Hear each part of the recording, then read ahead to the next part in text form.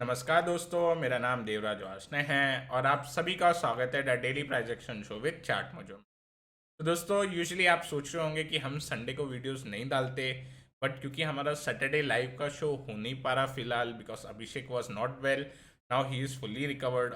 Next week से आपको definitely Saturday में शो देखने मिलेगा, जहाँ पे हम डिस्कस करते थे फॉर मंडे की हमें क्या लग रहा है और स्टॉक्स बताते थे उसमें। तो दोस्तों, आज के दिन पे मैं आपके लिए वीडियो लेके आया हूँ, जिससे के लिए मंडे के दिन जो सैटरडे हम बताते थे काफ़ी टाइम से वो नहीं बता पा रहे थे।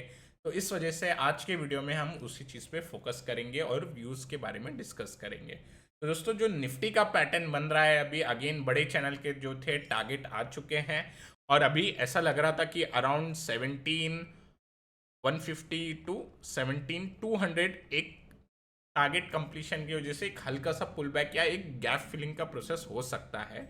Now we can see bigger channel target getting completed और एक जो ये राइजिंग चैनल था इसका ब्रेकआउट है साथ ही साथ। तो अब यहाँ पे हम क्या प्लान बना सकते हैं कि 17,200 के ऊपर निकल जाए, which was the bigger channel target. तो अगेन एक छोटा ऐसा लगा के हम अटेम्प्ट करेंगे for 17,400। Now this is nothing but this channel target we can plant here. Okay, तो दोस्तों, ये जो टारगेट आएगा इस चैनल का, इस पे हम वर्क करेंगे और 17,200 अगर ब्रीच हो जाए मंडे के सेशन में तो डेफिनेटली 17,400 के लिए प्ले बनाएंगे, जिसमें हमें फर्स्ट लेवल जो ध्यान रखना होगा 17,300 का, जहाँ पे हम पार्ट बुक कर सकते हैं, and then 17,400 which will be our final level, जो इस चैनल का जो टारगेट जहाँ पे मिल जाएगा हमें। और जो ब्रॉडनिंग वेज का अब जो रेजिस्टेंस आ रहा है, हम देख सकते हैं ये जो रेजिस्टेंस है यहाँ पे 3 बार हमें फॉल देखने मिला है। अब चौथी बार जब ये टच करेगा अराउंड 17,750 पे, तो इसमें काफ़ी कॉशियस होना चाहिए। तो इसलिए हम 17,500 से लेकर 17,750 to 17,800, let us do this till round figure number 17,800, ये जो दो लेवल है और 17,500 से ही हम थोड़ा कॉशियस होना स्टार्ट हो जाएंगे। और दोस्तों, जब भी ये लेवल आएंगे, जो भी हमने पोजिशनल व्यू लिया था लॉन्ग में जब चैनल ब्रेकआउट हुआ था, वहाँ पे हम थोड़ा बुक कर सकते हैं उन पोजीशंस को। ओके, तो मंडे के लिए अगर 17,200 निकला then it is very simple, वहाँ पे छोटा ऐसे लगा के 17,300 और 400 के लिए हम वर्क कर सकते हैं उसमें। और अगर नीचे अगर हमें लो टूटता हुआ दिखाई दे, 17K will be now good psychological level. 17,000 के नीचे अगर गया, डेफिनेटली हमें ये गैप फिल होते हुए दिखाई देंगे अराउंड 16,900 के लेवल्स पे। तो इसके लिए हम प्ले करेंगे और अराउंड वो अगर ब्रीच हो तो we won't expect much to fall, but 16,900 जो लेवल होगा उस पर हम एक्सपेक्ट कर सकते हैं अगर हमें 17 के टूटे हुए दिखाई दिया, 17,000 टूटे हुए दिखाई दिया। अब दोस्तों, बैंक निफ्टी हमें क्या अपडेट बता रहा है? बैंक निफ्टी का अगर हम चार्ट देखते हैं तो बैंक निफ्टी के अंदर एक सेलिंग प्रेशर देखने मिला। निफ्टी जबकि एक पॉजिटिव क्लोजिंग दिया है, नेगेटिव ने एक नेगेटिव क्लोजिंग मिली है, बैंक निफ्टी के अंदर एक नेगेटिव क्लोजिंग मिली है। और 37,800 का जो लेवल है ये एक रजिस्टेंट के तौर पे निकल के आया है। तो 37,800 का लेवल अगर ब्रीच होता है मंडे के सेशन में, then we will play for 38,200 level which will act as a resistance then, and 38,500। This is the case जहाँ पे हमें ऊपर के साइड का ब्रीच देखने मिलता है। और अगर लोअर लोस टूटे हैं, अगर समझो लोस टूटे हैं अगर अराउंड 37,200 के, then we will play for the gap fill which comes around 36,800 level. Okay, इस गैप के लिए हम प्ले करेंगे अगर लो ब्रीच होगा तो। इन बिटवीन अगर कुछ ट्रेड करे तो हम निफ्टी पे अब ज़्यादा फोकस करेंगे, क्योंकि निफ्टी थोड़ा अभी आउट परफॉर्मेंस दिखाना स्टार्ट कर सकता है। थोड़े फंड्स बैंक निफ्टी में से बुक होके हमें थोड़े आईटी साइड या फिर ऑटो साइड अगेन जो रैली बन रही है उनमें जाते हुए दिखाई दे सकते हैं, या फिर बैंकिंग के अंदर एनबीएफसी साइड में देख रहा हूँ, वहाँ पे शायद थोड़ा फ्लो बन सकता है। तो दोस्तों, बैंक निफ्टी के ऊपर बोथ साइड का अब हमने व्यू बना लिया है। अब हमें डाउ पे एक बार व्यू देखना चाहिए। डाउ का अगर मैं चार्ट देखता हूँ तो डाउ के चार्ट पे हमें एक अच्छा खासा सिग्नल मिल चुका है, कंफर्मेशन मिल चुका है, sorry not a signal, signal के बाद हमें इधर ही सिग्नल मिल गए थे, उसके बाद कैंडल ने कंफर्म कर दिया है कि इट इज़ गोइंग अपसाइड। अब दोस्तों डाउ के चार्ट पे हमें रेजिस्टेंस कहाँ मिलेगा, ये चैनल है, चैनल का फॉर्मेशन बनता हुआ दिखाई दे रहा है डाउ के चार्ट्स पे। और अब हमें अगला रेजिस्टेंस 33,300 के अराउंड मिल रहा है, which is also the previous swing high. ठीक है, यहाँ पे स्टिफ रेजिस्टेंस रहेगा 33,300 पे। और अगर ये रेजिस्टेंस निकल जाता है, इसके बाद हम सीधा 34K तक के लेवल्स देख पाएंगे।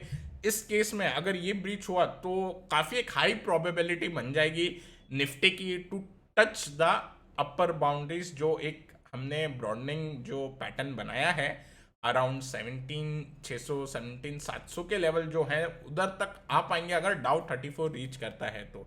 अब now you will ask sir why हम ऐसा क्यों बोल सकते हैं, बिकॉज वी कैन सी जो भी मूवमेंट है निफ्टी के दे आर मिमिकिंग डाउ। ठीक है, इन सम ऑफ द अदर वे थोड़ा हमारा निफ्टी ज़्यादा स्ट्रेंथ दिखाता है डाउ के सामने, which is very clear on the chart, which is very evident. But हम क्लियरली ये देख पा रहे हैं कि जो भी कोरिलेशन बना हुआ है निफ्टी और डाउ का वो काफ़ी हाई है। तो इसके लिए अगर डाउ ये लेवल ब्रीच करता है तो निफ्टी की फिर प्रोबेबिलिटी काफ़ी हाई हो जाएगी कि एक बार वो ब्रॉडनिंग वेज के जो रेजिस्टेंस है वो ज़रूर चेक करे। अब दोस्तों ब्रांड के ऊपर अगर मैं व्यू बनाता हूं तो अब ब्रांड साइडवेज में ही है एज सच। एक दिन ये ऊपर जाता है, एक दिन नीचे, और अभी एक साइडवेज कंसोलिडेशन में फंस जाएगा वापस। 1110 ये ट्राई कर रहा था ब्रीच करने के लिए बट इट डिडंट हैपन। तो अभी इससे हम न्यूट्रली व्यू बनाएंगे। अब दोस्तों जो स्टॉक पे हम फोकस कर रहे हैं आने वाले मंडे सेशन के लिए, उसमें सबसे पहला जो स्टॉक निकल के आ रहा है वो है सेल, स्टील अथॉरिटी इंडिया का। इसके अंदर हमें एक चैनल पैटर्न बनते हुए दिखाई दिया, राइजिंग चैनल पैटर्न बनते हुए दिखाई दिया है। साथ ही साथ हमें एक रेजिस्टेंस भी क्लियर करता हुआ दिखाई देगा। ये फिलहाल जो हमें इसमें ब्रेकआउट जो नज़र आ रहा है वो ऑलमोस्ट 78.5 पे मिल जाएगा, जहाँ पे हम इसके अंदर 82 जो ये गैप फिल एरिया है एंड देन यहाँ पे जो अगले लेवल्स है उधर तक के लिए ही हम व्यू बना सकते हैं। तो 82 एंड 83 ये काफ़ी क्लोज है। यहाँ तक का जो लेवल होगा बेसिकली वो इसके चैनल का जो लेवल है, जो चैनल का जो विथ है उसका वो लेवल्स हैं ये सारे, वहाँ तक के लिए ये टारगेट बनाया जा सकता है। जिसमें एसएल जो हम रखेंगे वो जस्ट जहाँ पे क्लोज हुआ है ये 77.15 उधर ही हम एसएल बनाएंगे। ओके, अब दोस्तों जो नेक्स्ट काउंटर निकल के आ रहा है वो है HPCL का। ओके, अब HPCL का अगर मैं चार्ट देखूं तो इनवर्स HNS बना हुआ है और इसके अंदर ब्रेकआउट 247 के लेवल पे मिल जाएगा। एक बार ब्रेकआउट मिलेगा हम उस कैंडल का लो रख के कर सकते हैं, एक बार के लिए पोजीशन बनाई जा सकती है उसके अंदर। और इसके जो टारगेट आएंगे काफ़ी बड़े आते हुए टारगेट दिखाई देंगे, अराउंड 285 टू 290 के लेवल एक्सपेक्ट कर सकते हैं, जिसमें से हम फर्स्ट जो हमारे लेवल्स हैं ओके, जहाँ पे हम फर्स्ट एक मिड लेवल पे एक जो फर्स्ट टारगेट बुक कर सकते हैं that is coming around 265 which is nothing but ये यहाँ पे जब सपोर्ट लिया गया था इस चार्ट के ऊपर, ये अब चेंज ऑफ पोलैरिटी की तरह एक्ट करेंगे। ओके, सो ये जो लेवल है 265 की वो हम वॉच आउट पे रखेंगे। ओके, अब दोस्तों ये जो दोनों ही पैटर्न में अभी बता, एक जो चैनल है और अभी जो इन्वर्स एचएनएस का जो मैं पैटर्न बता रहा हूँ, आज ही के दिन संडे के दिन मैंने इसके बारे में डिटेल में चर्चा की है कि इन्वर्स एचएनएस कैसे काम करता है, इन्वर्स एचएनएस के अंदर कैसे हमें एंट्री लेनी चाहिए, कहाँ पे एसएल लगाना चाहिए, कब प्रॉफिट बुक करना चाहिए और क्या साइकोलॉजी है पैटर्न बनने की। ये हमने आज के संडे की ही वीडियो में जो सुबह डाला है उसमें आपको बहुत ही क्लियरली पता चल जाएगा। और ये दोनों ही स्टॉक मैंने वहाँ बताए हैं, लोग थोड़ी बहुत मिस्टेक भी करते हैं कि इधर उसके बारे में भी मैंने बताया है, तो ये दोनों ही काउंटर आपको वहाँ पे भी रिफ्लेक्ट कर रहे होंगे। अब दोस्तों जो कैश का काउंटर निकल के आ रहा है वो है असाई ग्लास इंडिया का। यहाँ पे डेफिनेटली इसके रिजल्ट्स आर एक्सपेक्टेड बट हम प्योरली ऑन द चार्ट के हिसाब से अभी इसको जब स्टडी कर रहे हैं तो यहाँ पे हमें दिखाई दे रहा है कि जो प्रीवियस जो स्विंग लेवल है ओके, तो वहाँ पे ये पहुँच चुका है और it is awaiting for breakout. ये एक ब्रेकआउट सून कैंडिडेट है।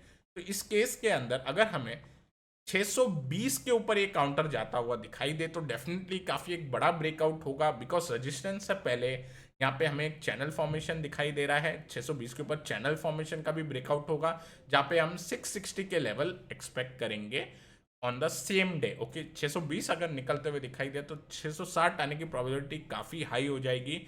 इस केस में हम एक चीज़ ध्यान रखेंगे, कभी कभी रिजल्ट के टाइम वॉलेटिलिटी बढ़ जाती है, वो टाइम अगर एसएल हिट हो जाता है एंड देन टारगेट अचीव होती है उसका भी कभी कभार केस बन सकता है।